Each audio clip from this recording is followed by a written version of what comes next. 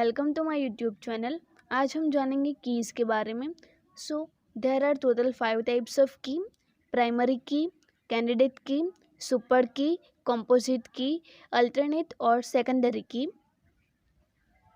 Candidate key basically होता क्या है, तो कैंडिडेट की हम एक टेबल में से कुछ एफडीज बनाते हैं और अगर एफडी में चेक करते हैं कि वो एफडी के जो लेफ़्ट साइड वाले एट्रीब्यूट हैं उससे हम सारे एट्रीब्यूट को डिफ़ाइन कर सकते हैं, यूनिकली डिफ़ाइन कर सकते हैं।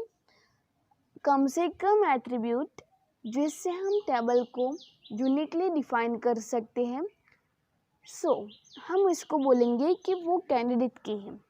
It is a set of attributes that uniquely identify tuples in a table. Attribute होते हैं कैंडिडेट की, वो एक एट्रीब्यूट का सेट है जिससे हम यूनिकली आइडेंटिफाई कर सकते हैं टेबल के सारे टपल्स को। Candidate key is a super key with no repeated attributes. Repeated attribute basically होता है जो एक्स्ट्रा एट्रीब्यूट होता है, extra unnecessary unique attribute extra attribute unnecessary attribute होते हैं जिससे हम रिपीटेड एट्रीब्यूट बोलते हैं। The primary key should be selected from the candidate keys. Primary key हम कैंडिडेट की से सिलेक्ट करते हैं। प्राइमरी की वो कैंडिडेट की जो भी होती है उसमें से कोई एक हम प्राइमरी की बनाते हैं। Every table must have at least single candidate की। कोई एक सिंगल कैंडिडेट की तो होनी ही चाहिए जिससे हम टेबल को यूनिकली डिफाइन कर सकते हैं। अ table can have multiple candidate keys but only a single primary की। टेबल के पास मल्टीपल कैंडिडेट की भी हो सकती है लेकिन सिर्फ एक ही होती है प्राइमरी की। टेबल में देख सकते हैं कि स्टूडेंट आईडी, रोल नंबर और फर्स्ट नेम। हम स्टूडेंट आईडी से, रोल नंबर और फर्स्ट नेम को यूनिकली डिफाइन कर सकते हैं। देखिए यहाँ पर ये 1 2 3 वैल्यूज़ है स्टूडेंट आईडी में। अगर कोई एक वैल्यू के लिए हमें रोल नंबर की एक ही वैल्यू मिल रही है, मतलब स्टूडेंट आईडी रोल नंबर को यूनिकली डिफाइन कर सकते हैं। यहाँ पर हम देख सकते हैं कि स्टूडेंट आईडी कोई एक ही वैल्यू, अगर स्टूडेंट आईडी की कोई एक ही वैल्यू हम सिलेक्ट करते हैं तो उससे हमें रोल नंबर भी कोई एक ही वैल्यू मिलती है और फर्स्ट नेम की भी कोई एक ही वैल्यू मिलती है। और यहाँ पर हम देख सकते हैं कि रोल नंबर भी सारे अलग अलग हैं। अलग अलग रोल नंबर है तो हमें स्टूडेंट आईडी भी अलग अलग ही मिलेगी, क्योंकि हम कोई एक के कोरस्पॉन्डिंग कोई एक वैल्यू तो होगी। यहाँ पर ऐसा तो नहीं होगा कि यहाँ पर कोई नल है। अगर ये टेबल में भी अगर नल दिया होगा तो हम इसको कैंडिडेट की नहीं बोल सकते, क्योंकि हम नल को कोई एट्रीब्यूट की वैल्यू नहीं हो सकती। और फर्स्ट नेम है तो फर्स्ट नेम भी सारे अलग अलग हैं। अलग अलग फर्स्ट नेम से हमें रोल नंबर और स्टूडेंट आईडी भी अलग अलग मिल रही है। हम फर्स्ट नेम को भी कैंडिडेट की बना सकते हैं। यहाँ पर अगर कोई एक वैल्यू एक्स्ट्रा होती, अगर राम है तो राम वैल्यू अगर 2 बार होती तो इसके कोरस्पॉन्डिंग हमें 11, और यहाँ पर अगर 2 लिखा होगा तो हम फर्स्ट नेम को कैंडिडेट की नहीं बोल सकते, क्योंकि राम की कोई एक ही वैल्यू है। फर्स्ट नेम की कोई एक ही वैल्यू है, इससे हम स्टूडेंट आईडी 2 मिल रही है, रोल नंबर 2 मिल रहा है। यहाँ पर अगर हम 14 लिखेंगे तो राम वाली जो एंट्री है इससे हमें एक बार 14 और एक बार 12 मिल रहा है।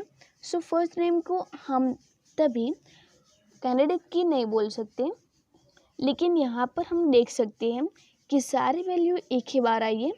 हम इसमें सारे एट्रीब्यूट को कैंडिडेट की बोल सकते हैं, लेकिन साथ में नहीं, अलग अलग। स्टूडेंट आईडी, रोल नंबर और फर्स्ट नेम। लेकिन अगर हम स्टूडेंट आईडी और रोल नंबर को साथ में बोलने जाएंगे तो ये जो होंगे वो अननेसेसरी एट्रीब्यूट होंगे। हमें टेबल को यूनिकली डिफाइन करने के लिए रोल नंबर की ज़रूरत नहीं है, ओनली स्टूडेंट आईडी से ही हम पूरे टेबल को डिफाइन कर सकते हैं यूनिकली। सो हम तभी बोलेंगे कि रोल नंबर वो रिपीटेड एट्रीब्यूट है। सो रिपीटेड एट्रीब्यूट अगर हमारे पास है तो उसको हम सुपर की बोलेंगे। तो स्टूडेंट आईडी और रोल नंबर वो सुपर की बोला जाएंगे। सुपर की any extra attribute with candidate key is called super की। हमने अभी देखा कि सुपर की अगर कैंडिडेट की के साथ में अगर कोई एक एक्स्ट्रा एट्रीब्यूट भी आ जाता है तो उसको हम सुपर की बोलेंगे। कैंडिडेट की इटसेल्फ मिनिमल सुपर की। सो कैंडिडेट की वो भी एक सुपर की बोलते हैं उसको भी, और वो मिनिमल सुपर की होंगे क्योंकि वहाँ पर हमें कोई एक्स्ट्रा एट्रीब्यूट नहीं दिया होगा, सो वो मिनिमल कहा जाएगा। और प्राइमरी की इज़ ऑल्सो मिनिमल सुपर की। सो प्राइमरी की जो होंगे उसको भी हम मिनिमल सुपर की बोलेंगे।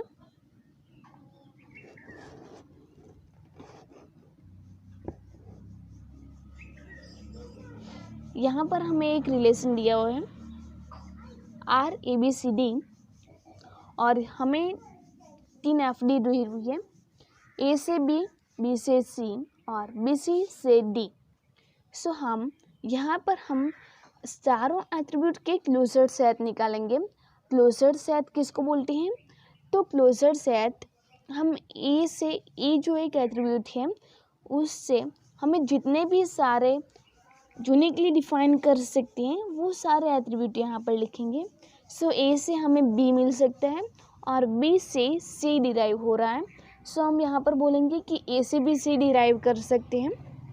सो A B C आ गया। अब B C से D मिल रहा है।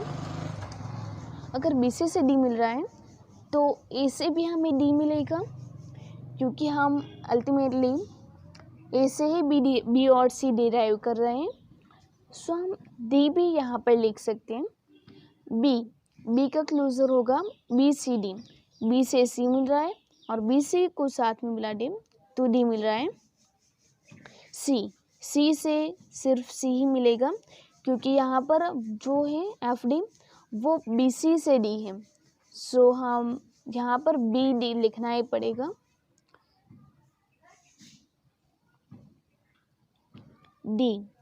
D से तो कोई FD ही नहीं, कोई एट्रीब्यूट ही नहीं डिराइव हो रहा है तो D ही मिलेगा।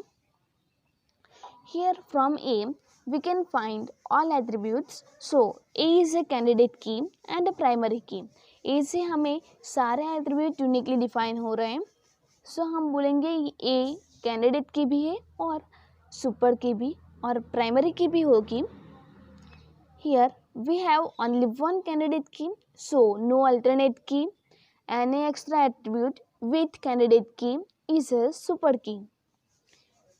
सो यहाँ पर हम सुपर की बहुत सारे बना सकते हैं। 2n-1 जितनी सुपर की बनेगी A के साथ हम सारे एट्रीब्यूट को लिख देंगे, सारे कॉम्बिनेशन बना देंगे A से जितने भी कॉम्बिनेशन बन रहे हैं।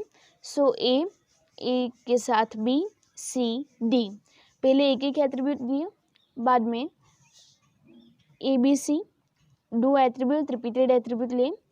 सो ये दोनों रिपीटेड एट्रीब्यूट हैं। ए के साथ हमने 2 रिपीटेड एट्रीब्यूट लिए।